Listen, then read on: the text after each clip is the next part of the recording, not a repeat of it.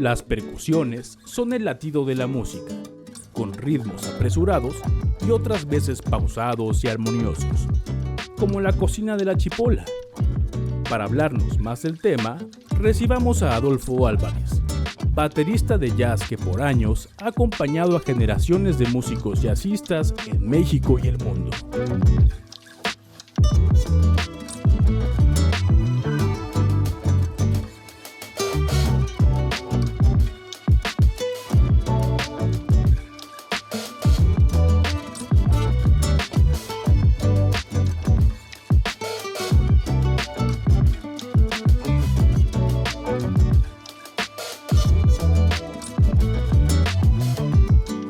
Bienvenidos a La Casa Invita.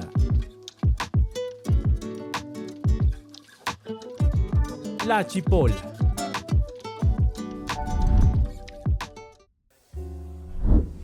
Hola, ¿qué tal? Bienvenidos aquí a su podcast de confianza, La Casa Invita en La Chipola.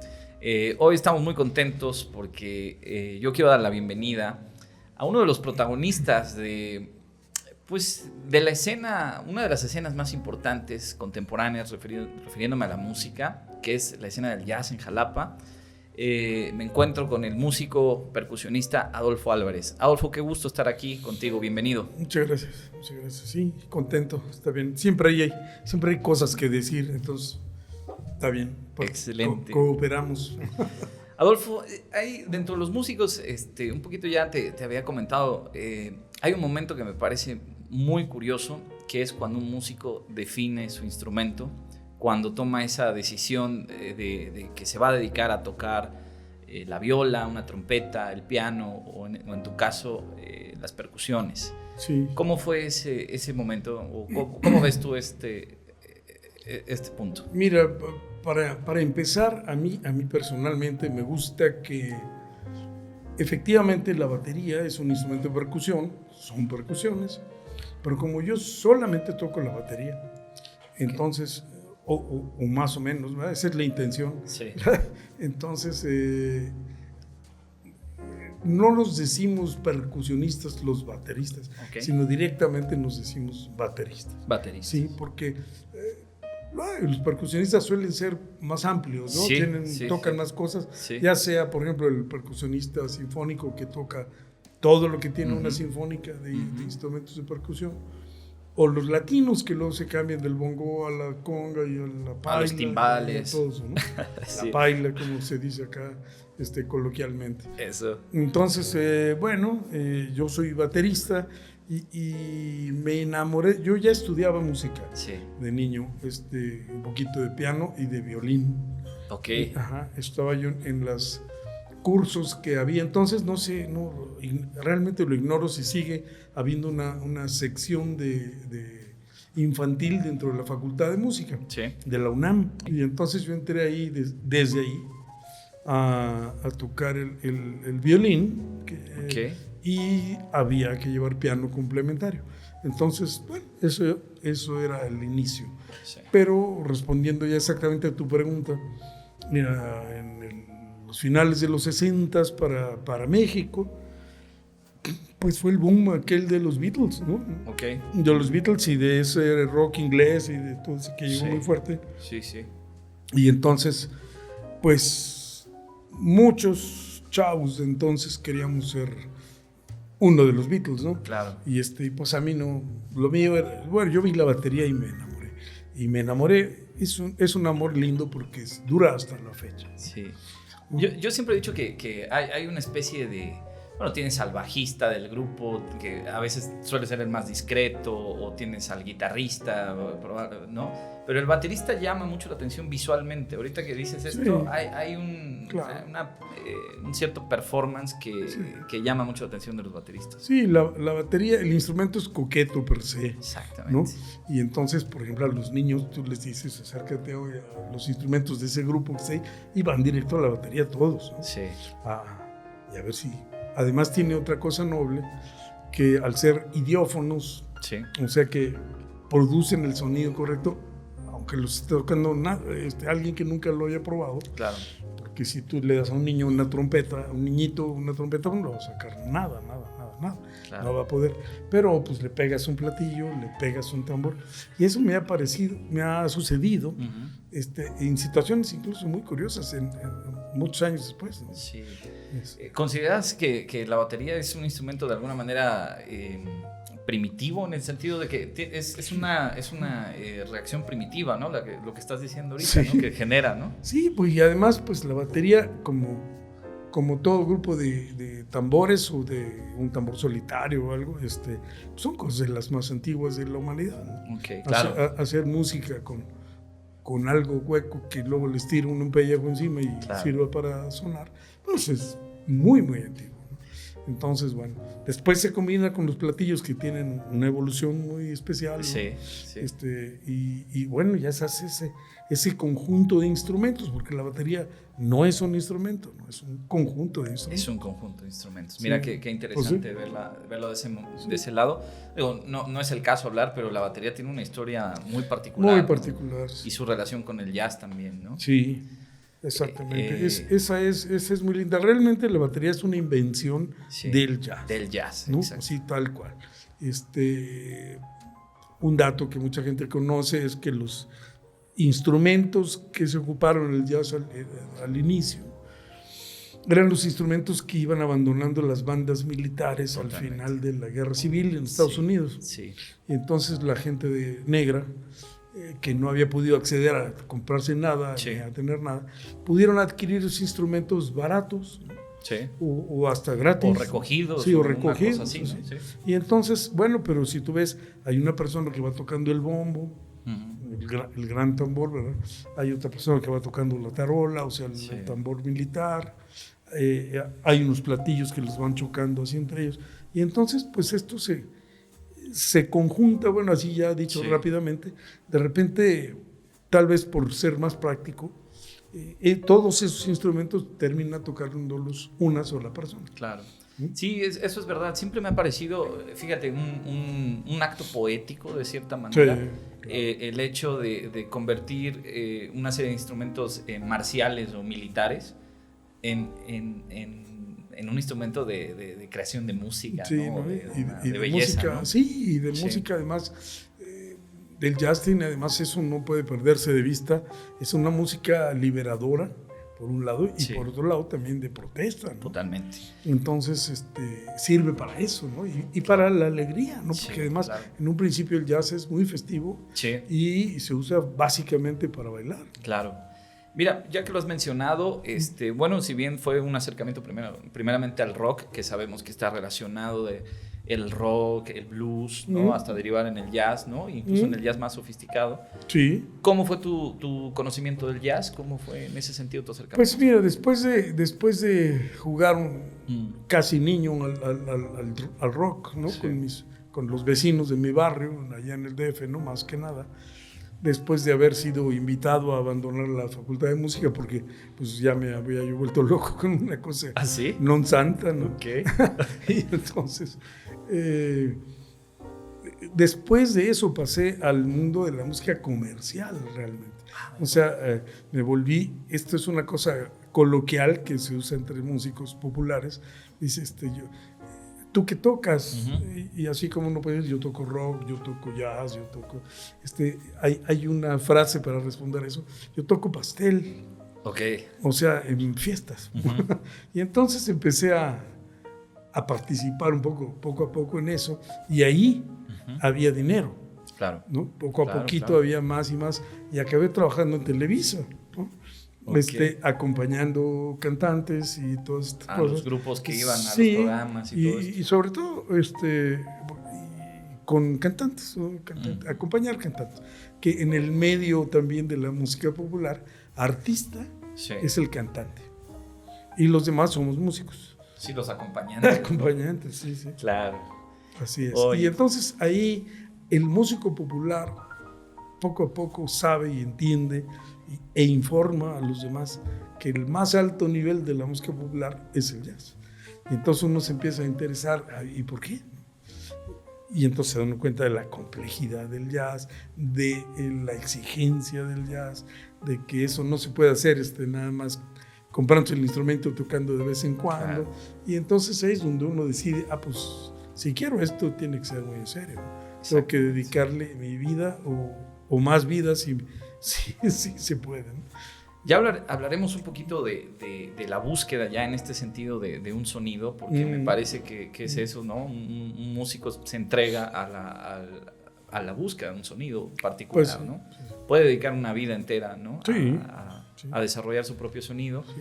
Pero antes me gustaría platicarte cómo es que de Televisa y de este ambiente de los pasteles y de los escenarios, pues te vienes para Jalapa. ¿Qué estaba sucediendo en Jalapa? Y podríamos hablar un poquito de ese tiempo. Me gustaría decir algo antes. Tuve el gusto de encontrarme en ese momento así en que estábamos acompañando a una cantante española en un bar, restaurant bar. Y ahí me encontré con Francisco Telles. Francisco Telles, el maestro Francisco Telles, es un pilar del jazz en México. Okay. Entonces él, una persona muy disciplinada, muy trabajadora. Entonces me topé con él, ahí acompañábamos ambos a esta cantante.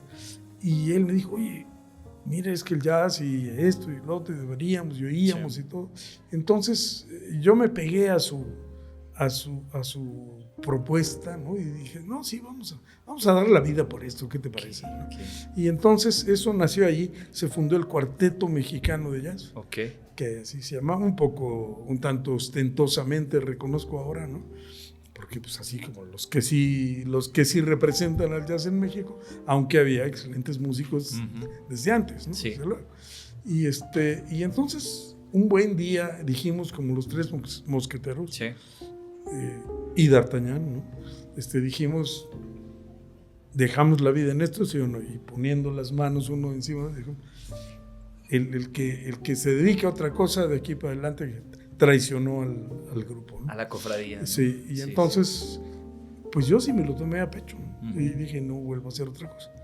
Y ya después la historia fue que el Orbis Tercios, que estaba en sus inicios, hizo una gira al DF. Sí. Y yo ahí los conocí. Y Guillermo Cuevas, el director del grupo, ya dejó en veremos que si algún día nos encontráramos podríamos tal vez tocar y todo. Y ya, eso vino con el tiempo. Eso vino. Una cosa fue llevando a la Sí, otra, sí, ¿no? sí, Me imagino. sí, exacto. Ok.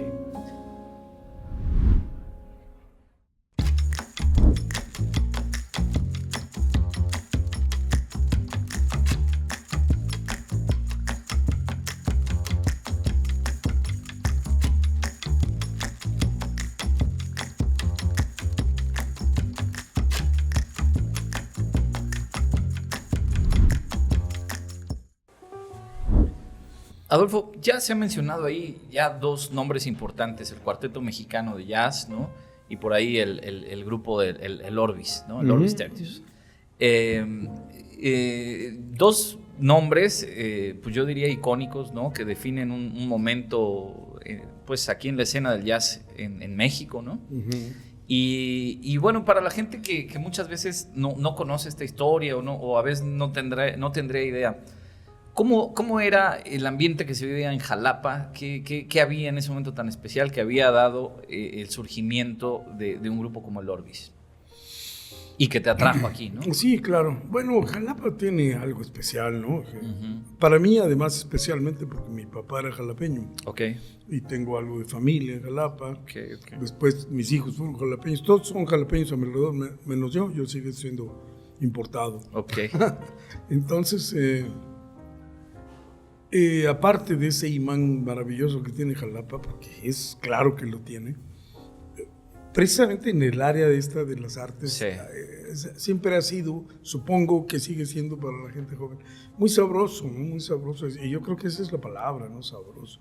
Porque ahora que se conjuntan ahí teatro y música y danza, sí. En fin, jazzú, sí. y bueno, pues artes plásticas de luego. Entonces, pues siempre hubo un ambiente rico. Sí. ¿No? Sabroso. Agradable, ¿no? Agradable. Sí. Y luego no elitista, no sí, pues más bien también. ¿no? Popular, o sea, sí. Se sobrevive siendo pobre y se sigue adelante con las cosas que son artísticas, ¿no? Realmente artísticas. Entonces, bueno, aquí vamos a mencionar otro nombre no cabe duda que aquel rector, Roberto Bravo Garzón, pues amante de las artes, puso énfasis en que se fundaran los grupos y se absorbieran por la universidad y se preocupó de eso y se encantó porque era su gran gusto de él. Sí. Y entonces pues apoyó muchas cosas y ahí estuvimos beneficiados muchos en ese paso, en ese proceso. Claro. Yo vine especialmente a eso porque existía ya, ¿no? Ya había dicho la universidad que el grupo sería parte de la UB. Okay. Y de ahí pues hasta la Sinfónica, ¿no? Que claro. Absorber a la Sinfónica de Jalapa pues no era poca cosa, ¿no? Es un grupo gigante. Uh-huh. Pero se creó Orteu, el grupo de teatro, y luego no solo había una compañía, había dos, ¿no? Sí. Y el ballet folclórico no solo era una compañía, también dos, una que estaba acá y una viajera y todo. Bueno, en un momento de ahí éramos como 7,600 los artistas involucrados en el asunto. Sí, es el surgimiento, digamos, de todos los grupos culturales de la universidad, ¿no? Un mecenazgo muy especial de la universidad, que por cierto, la Universidad Veracruzana, a nivel de la ANUYES, ¿no? Que es de todas las universidades públicas del país, pues ha tenido problemas para defender ese proyecto, ¿no? Porque de repente, bueno, pero ¿qué es esto? ¿No? Estos no son profesores, no, son artistas y, en fin, mucha cosa. Y luego para adecuar a toda esta gente a las necesidades, a los requisitos de la universidad, a los requisitos académicos. Claro, de repente dices, bueno, cabe mencionar, por ejemplo, para que alguna gente tenga una idea, que si ahorita viniera Beethoven a pedir unas clases en la Facultad de Música, no se las pueden dar. Probablemente no lo contratarían. Aunque quisieran, porque no tiene los requisitos, ¿no? Claro. Habría muchos jóvenes recién licenciados de la universidad que le quitarían el puesto. Totalmente. ¿No? Y eso pasa en muchos lados, ¿no? Sí, y en todos los campos, ¿no? Pero sí, esta contradicción que hay entre la libertad de los artistas, entre la libertad de las expresiones artísticas y los programas académicos y muchas veces las camisas de fuerza, ¿no? Que son estas cosas. Hay cosas que no concuerdan con ese criterio laboral, ¿no? Pues no concuerdan. Así es. Pero bueno, hablando este tiempo, esta decisión institucional, ¿no? de recibir a los grupos artísticos, de generar, ¿no? de absorber, digamos, las expresiones artísticas por parte de la institución, generó también una vida cultural, una bohemia muy especial, muy particular. Muy lindo, ¿no? Sí, muy lindo. Para los que no saben, a veces creemos que esto está en todos lados, ¿no? Que llegar y encontrar un grupo, un trío, un cuarteto de jazz, lo puedes encontrar en todos lados. Pero la sorpresa es que no, son ciudades muy, pues yo diría particulares las que han generado este tipo de ambientes y de escenas, ¿no? Yo realmente lo ignoro en este momento. Ojalá que ya no sea así, pero por ejemplo, y con todo respeto lo digo, sí, ¿no? Pues, claro. Podrías pensar en Durango o en Colima, claro, o no sé, y decir, pues en Durango seguro me encuentro un grupo de ellas que no, pues no. En Aguascalientes, por ejemplo, seguramente, pues, ¿no? Quién sabe, ¿no? Sí. Pero entonces, pues solamente ciertas ciudades que actualmente es posible que ya se haya diseminado mucho más, ¿no? Ok. Pero sí, no estaba fácil, no estamos hablando de los 70. ¿no? Claro. Bueno, me gustaría hablar, ya hablábamos al principio de lo que significa tener un sonido trabajado, un sonido, la búsqueda de este sonido por parte de cualquier músico, ¿no? En ese sentido, el jazz pues se ha sofisticado mucho. Hay gente que cree que es una música muy sofisticada por todos los conceptos que tiene. Yo digo que es una música de conceptos, definitivamente, ¿no? Unos conceptos muy particulares. Y hay y ya se hablaba de estas ciudades, por ejemplo, yo encuentro ahorita casi dividido el país, por ejemplo, entre la música popular regional, ¿no? que encontramos grandes exponentes en el Bajío, ¿no? Del otro lado del país, y una música de alguna manera sofisticada, tradicional o más referida a ciertos sectores, como puede ser aquí en Veracruz, ¿no? En ese sentido, pues ¿Cómo ves tú esta dicotomía que hay en Pues el mira, país? yo te voy a decir, precisamente hace rato mencioné que trabajando en la música popular llegué a estar hasta en Televisa, y Televisa, aún Televisa, Sí. en otros tiempos era mejor. Claro, Aquel programa muy famoso que la gente es joven, ya no lo conocerá, pero mucha gente tenía muy claro el programa aquel que se llamaba Siempre en Domingo. ¿Cómo no? Raúl Velasco. Bueno, pero ese programa iniciaba con un segmento de 1 hora, y ese programa, esa hora se llamaba, el título de esa hora era México, Magia y Encuentro. Así, Bonito título. ¿no? Sí. Y entonces, en esa hora presentaban a un estado de la República. Y venía hasta el gobernador, ¿no? El estado que tú quieras, venía hasta el gobernador y presentaban la comida, los bailes, la música, todo. Era una horita maravillosa. Sí. Y con eso arrancaba el programa. Ya después venía lo que era, digamos, más general, ¿no? Por decir algo, Angélica María o José José. Más pop. Que es más pop y ya para todo el país, ¿no? Sí. Pero esta presentación, que además era muy útil, ¿no? Sí. Las comidas, los vestidos, los textiles, lo que tú quieras, ¿no? Y la música, desde luego. A mí me duele mucho ahora que esa música norteña que algunos autores por ahí señalan como narcomúsica. Uh-huh. En algunos casos sí lo es, porque se hace apología en las letras se hace apología del narco, ¿no? Se hace. Pero en otras, no necesariamente las letras, pero el estilo musical de estas polcas y de estas, toda una cultura, ¿no? Y ya permea desde Nuevo México y California hasta Guatemala y síguele contando, ¿no? Desde luego México entero. A mí me duele que ya vayas por Veracruz y quieres vas al norte de Veracruz a buscar unos huastecos y lo que hay es banda. Claro. Y si vas a Mérida, lo que hay es banda. Y si vas no, la banda tiene su lugar también, ¿no? Sí. Yo me acuerdo cuando la banda pues era muy propia de Sinaloa y de Sonora y de Durango pues ok. Pero ahora es en todos lados, ¿no? Y ha habido una sí, cosa has notado ese fenómeno, muy ¿no? fuerte, muy fuerte.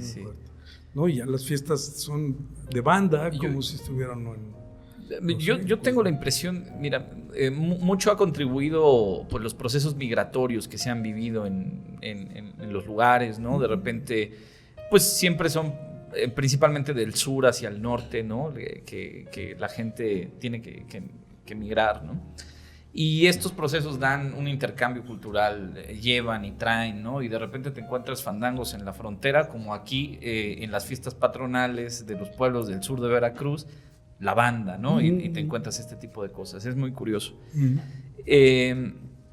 Pero yo lo veo casi como un proceso de conquista, ¿no? Es un proceso de conquista cultural, ¿no? Claro, muy posible. Sí.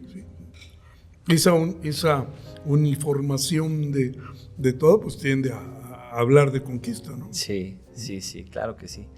Pero bueno, Adolfo, por otro lado, a mí me gustaría hablar de los proyectos que has llevado a cabo.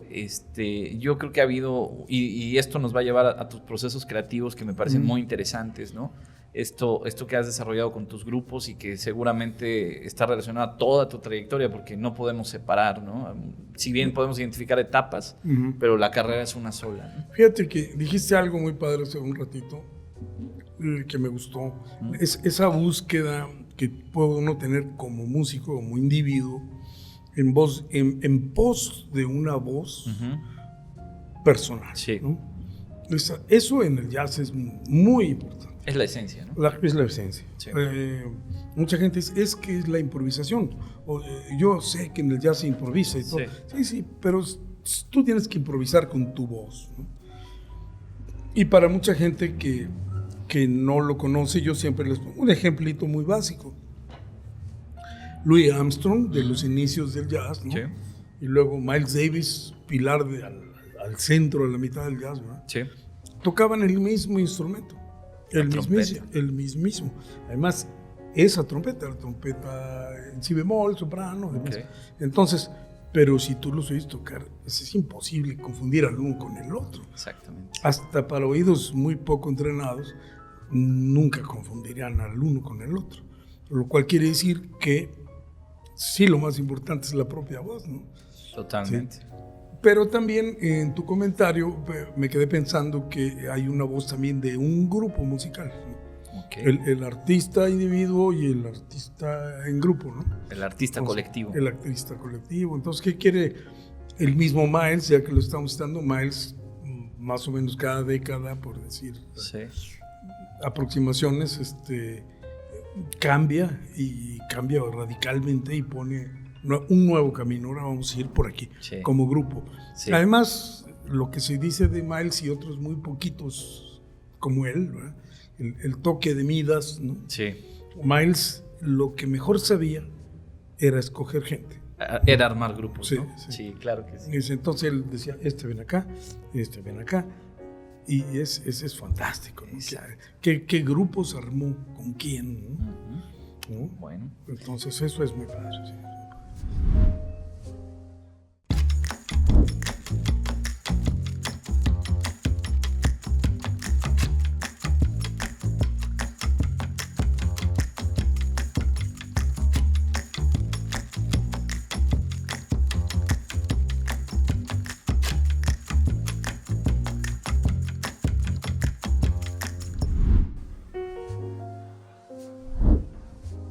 Ya hablábamos de la conformación de los grupos, ¿no? Y que en el jazz es esencial, lo que podríamos decir el casting o sí, el llamar a la tropa, ¿no? El elegir a la tropa, ¿no? Sí.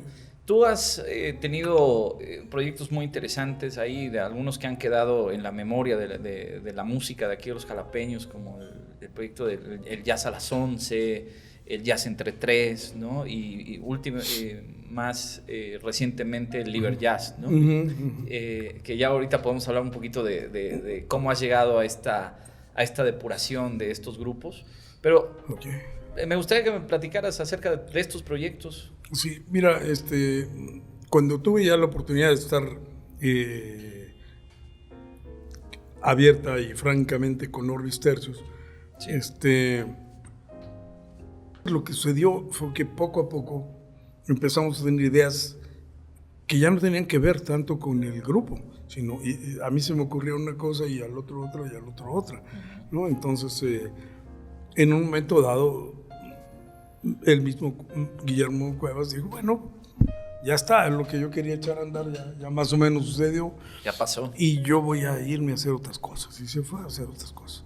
Dejó el grupo ahí en nuevas manos, ¿no? Pero entonces yo también tuve esa cosquilla y de repente dije, híjole, me di a la tarea de visitar al rector en ese tiempo, el doctor G.D. Villarreal. Y a su secretaria, que después fue rectora, la maestra Sara Ladrón de Guevara. Y después los convencí de que sí era posible tener otro grupo de ellos en la universidad. Al principio me decían, no. Ya tener uno es una locura, ¿no? Sí, claro. Y tener dos, pues es como que imposible. Pero encontramos una manera políticamente correcta para tener también al grupo. Entonces fue muy lindo porque fue por Jazz entre tres pasó mucha gente, ¿no? Ok. Pasó, no es lo mismo que Orbis, que mantuvo su gente hasta que se jubiló, sí, alguna, ¿no? Sí. Algunos compañeros se están jubilando apenas, ¿no? Sí. Otros, bueno, lo hicieron otros cambios. O sea, fue un grupo itinerante, por así decirlo. Sí, era un grupo donde siempre estaba yo. Ok, perdón. Sí. Pero mis dos compañeros podían ser, como en un inicio, Humberto León, que había guitarra, sí. Y estaba al bajo Agustín Bernal, que en ese tiempo estaba por aquí. Claro. Y luego después vino Edgar Dorantes y Benjamín Willis. Sí. Y claro, el grupo cambió radicalmente y entonces se mantenía fresco, ¿no? Después cambió, se fue Benjamín y vino Aleph Castañeda, que descanse en paz, sí, que se retiró joven. Y así fue cambiando, ¿no? Rubén Pérez León en la guitarra después otra vez y fuimos. Entonces el grupo se refrescó y pasó, desde luego, el periodo con Stefan Ozer, ¿no? Que estuvo 6 años conmigo y entonces pues él es el austriaco más brasileño que hay. Más latino que hay, ¿verdad? Sí, y entonces, claro, pues bueno, iremos por ese lado. Yo también no queriendo imponer nada. Que al escuchar esas guitarras, ¿no? Esa influencia, pues no sé si decir un poquito del bossa nova, ¿no? Un poquito ahí mucho de la música española también, ¿no? Pues, sí. Sería impensable, ¿no? Casi impensable imaginar que hubiese sido un austriaco, ¿no? El que haya tocado esas melodías, ¿no? ¿Cuántos discos salieron de ahí, de esa experiencia del Jazz Center 3? De esa experiencia salieron 3 discos. 3 discos. Sí, claro que sí. Y bueno, ya hablábamos un poquito del último proyecto que tienes, que es el Liber Jazz, que me parece, pues me parece un proyecto muy especial, honestamente.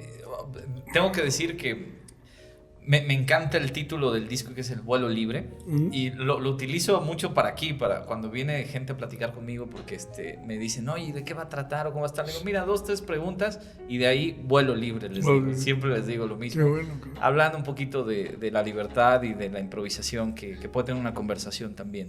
Mira, yo llegué a eso después de 50 años de tocar. Exactamente, ¿no? Que eso, sí, podríamos haber hablado exclusivamente de eso toda la noche.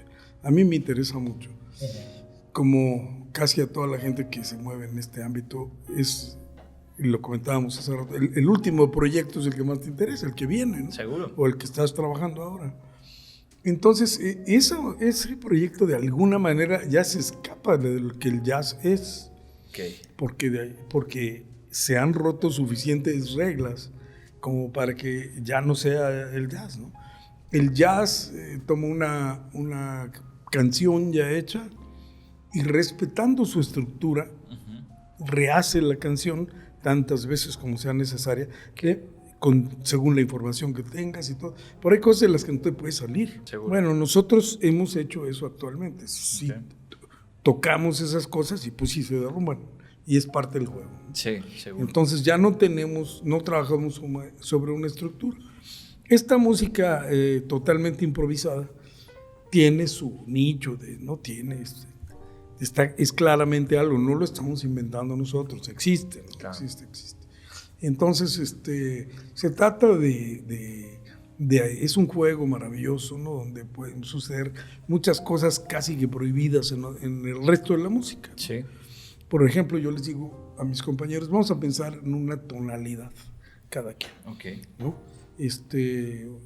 Entonces, ustedes piensen en la que quieran y vamos a arrancar a tocar a la de 3, ¿no? No les voy a contar esta cuenta que hacemos los músicos, porque entonces yo establezco una velocidad, ¿no? A la de 3, como si estuviéramos jugando a las escondidas, ¿verdad? Que es lo que estamos haciendo realmente. Sí. A la de 3 nos arrancamos y cada quien en la tonalidad que escogió. Sí. Si coincide con la otra, bueno, y si no, consérvala. Entonces hay un choque de tonalidades, una bitonalidad o una politonalidad, que eso existe, ¿no? En la música. Y claro, es una música no tan fácil de escuchar. Uno de los principios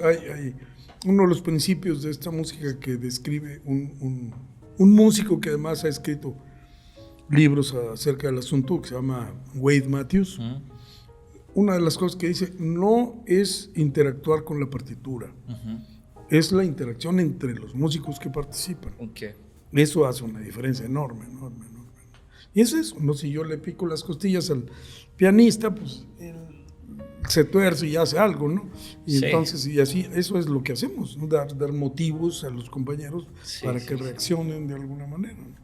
Y podemos ir a eso, así, permitir el encuentro o evitarlo, ¿no? También. Decir, bueno, no, pero es que esto va a quedar francamente caótico. Bueno, ¿y nosotros qué debemos? ¿Por qué no podemos hacer eso? ¿O quién dice que no podemos hacer eso? Claro. Sí estamos escuchando lo que hace el otro. Esa es una cosa linda que conservamos, escuchar al compañero, ¿no? ¿Qué quiere decir? Para que aquello sea un diálogo. Sí. Adolfo, hemos hablado acerca de un tiempo en que eran 2 o 3 grupos, era un grupo muy pequeño de intérpretes, de músicos que se habían comprometido con esta música. Y hoy hay, a veces, por lo menos aquí en Jalapa, ¿no? Y en muchas partes de la Ciudad de México también, hay un boom, ¿no? Hay un boom. ¿Te imaginabas en algún momento que hubiera grupos casi como, no sé, como insectos saltando por toda la ciudad, ¿no? Hay por todos lados, ¿no? Es lindo y es es varias cosas a la vez, ¿no? Sí. Cuando en esa época en que yo llegué a Jalapa, en realidad los jazzistas que había en Jalapa éramos 6. Exacto. 6 personas. Eso tenía un desencanto, el desencanto de a mí nadie me entiende, a mí nadie me quiere y toda esa cosa, pero también tenía un encanto de qué exclusivos somos, ¿no? Sí. De repente todo eso fue ampliándose y hasta llegar al punto en donde se fundó la escuela de Jazzub, ¿no? Sí. En realidad nosotros, los fundadores, los viejos músicos de jazz de Jalapa, no somos callejeros, somos de garage, ¿no? O sea, no somos de proceso escolástico. Sí. Entonces, pero bueno, eso al ir cuajando, ¿no? Y empezó a atraer gente. Y bueno, tenemos hasta extranjeros en la escuela ahora, ¿no? Entonces, aquel lugar donde hace algunos años había 6 jazzistas, ahora tiene 400, ¿no? Claro. ¿No? Claro. A lo mejor extranjero, pero creo que son 399 o algo así. Sí, seguramente. Sí, y entonces, pues claro, todos quieren tocar y todos quieren buscar algún lugarcito donde hacer su música. Entonces, es una compleja combinación de cosas, pero finalmente es buena, ¿no? El jazz, ahora que mencionas esto, siempre tuvo una especie tuvo un estilo, tuvo un halo, tuvo una mística de que tenía que venir de una experiencia de vida, de que tenía que venir de una experiencia por lo general fuerte, ¿no? Los grandes jazzistas son historias trágicas, ¿no? Ya el que esté interesado busque un jazzista y va a encontrar una tragedia ahí, ¿no? Okay. Pero, y esto de las escuelas, pues de repente, pues entrenan a muchos músicos, ¿no? Los preparan muy bien, pero les falta esa mística. Perfecto, eso que estás diciendo, estoy completamente de acuerdo contigo. Da unas cosas y quita otras, ¿no? Claro. A veces decimos nosotros, a estos chicos les falta calle. Sí, ¿no? calle. Les falta blues, ¿no? Swing. O sea, sí, porque además, por ejemplo, el blues pues es la mamá del jazz y del rock y de muchas otras cosas. Sí. Y si no lo voy a decir como lo quiero decir, si no has mamado blues, Claro. pues entonces no va a ser muy posible que te expreses muy bien en el mundo del jazz. El jazz no puede dejar de ser blues, ¿no? Adolfo, ha sido muy agradable platicar de todas estas cosas contigo. De verdad, yo creo que tu sonido es un sonido que se siente el paso del tiempo ahí, ¿no? Una búsqueda. Yo les recomiendo a todos verdaderamente buscar tus producciones discográficas, que es como podemos conocerte, ¿no? Y te agradezco mucho que hayas estado aquí hoy con nosotros. Con mucho gusto. Vamos a seguir platicando un ratito más ahorita con el chef Jorge Díaz, que nos ha preparado algo. Correcto. Muy bien. Muchas gracias. Gracias.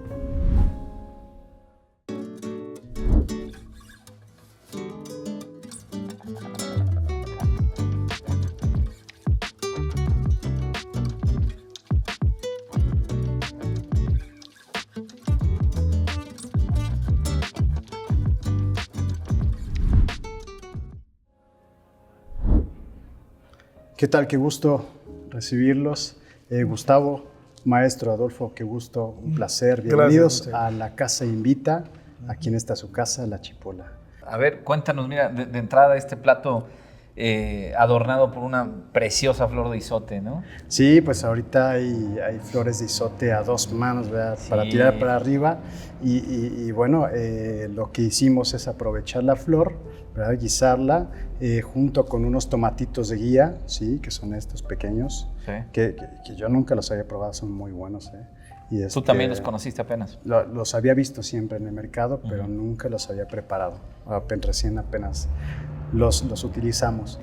El aguacatillo o tomatito de cáscara, ¿verdad?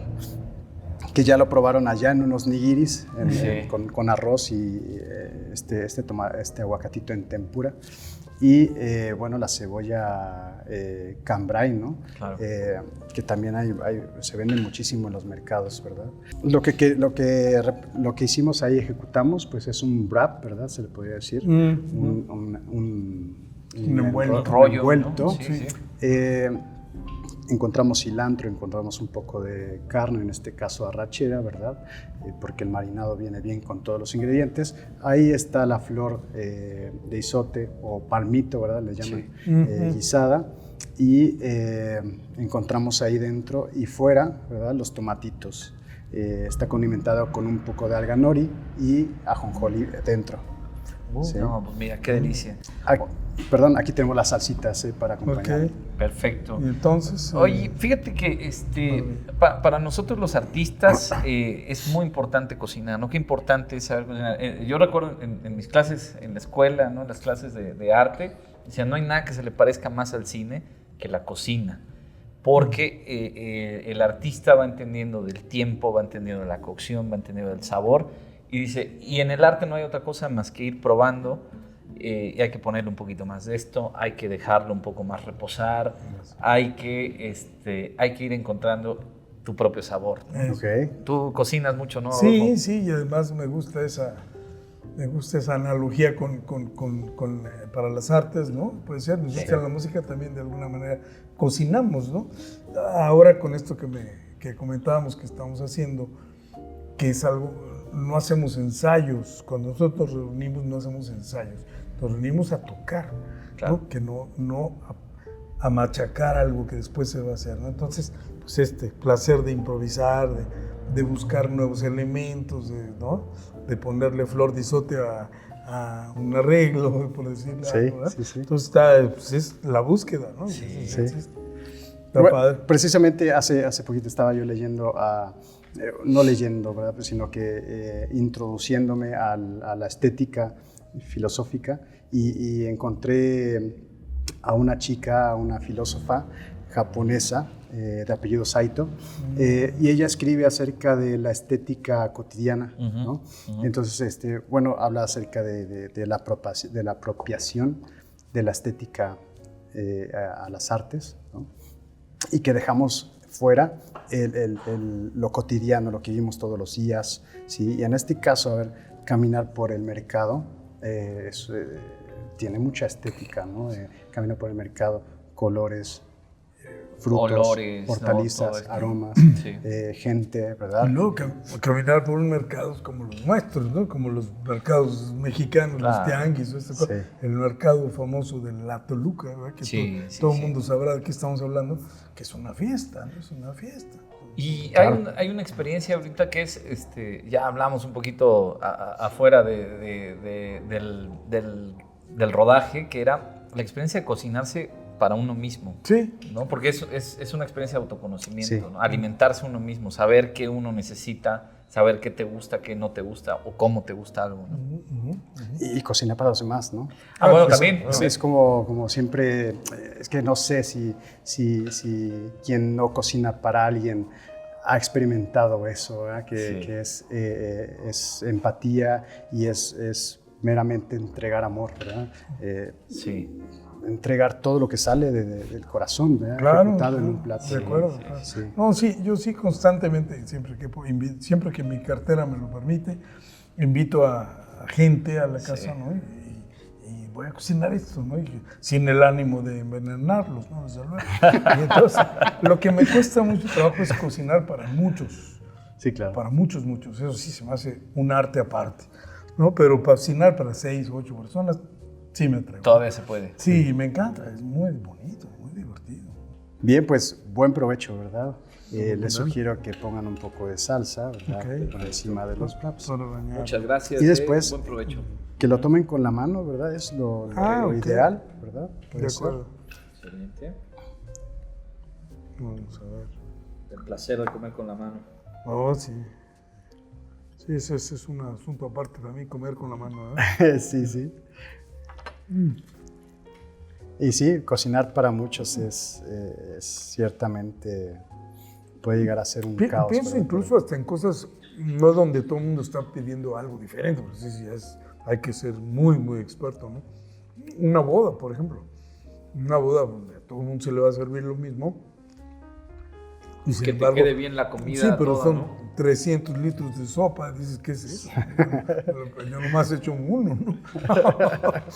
Entonces está... Pues hay mucha Bueno. improvisación también en la cocina, Pues ¿no? sí. Algo que usted lo ha experimentado bastante, ¿verdad? Dentro del jazz, ¿no? Oh, qué rico está, Entonces, Qué rico está el rap. qué rico. De veras, ¿eh?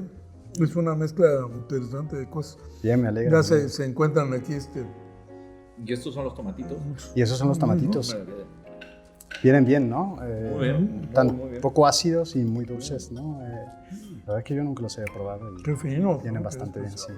Pero, ¿con qué los aderezaste con, o bueno, los acompañaste con otra cosa? Sí, ahí arriba tienen un poco de cilantro, un poco de alga nori, ¿verdad? Y un poco de ajonjolí, sésamo, ¿verdad? El rollo está buenísimo, pero me impresionó el sabor de estos tomatitos. Sí. A veces puede uno pasar junto de productos que uno desprecia porque no los conoce Sí. y dices, híjole, qué maravilla. Hemos hablado de eso, de que muchas veces tienes un producto buenísimo en el propio patio de tu casa, al lado de un camino, ¿no? Sí, Uno sí, ni sí. siquiera lo sabe. Sí, ¿no? Las posibilidades que te ofrecen 3, 4 ingredientes son muchísimas. ¿no? Sí. Muchas gracias, Jorge, por este platillo. Pues es un placer. Que nos un has placer, ¿eh? traído. Está buenísimo. Es un gusto saber que tú también de alguna manera has improvisado en la elaboración de estos platillos. Y te agradecemos mucho. Muchas gracias a ustedes. Adolfo, pues ha sido un gusto tenerte aquí con nosotros hoy. Pues mira, de estos gustos quisiera tener más seguido. Más porque seguido. Todo ha sido muy divertido y muy rico y todo bueno. Me alegro. ¿verdad? No, ha sido una velada muy amena, muy agradable. Y pues les agradecemos a ambos. Muchísimas gracias, Jorge. Un placer. Muchas gracias. Gracias. Y nos vemos en el próximo La Casa Invita, ¿no? Claro que sí. Nos vemos Súper. en el próximo La Casa Invita. Muy bien. Es un gusto. Salud. Salud.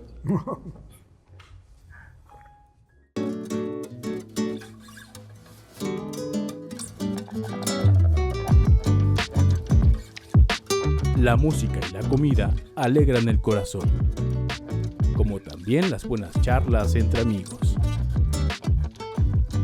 Por lo pronto nos despedimos y les esperamos en el próximo episodio de La Casa Invita.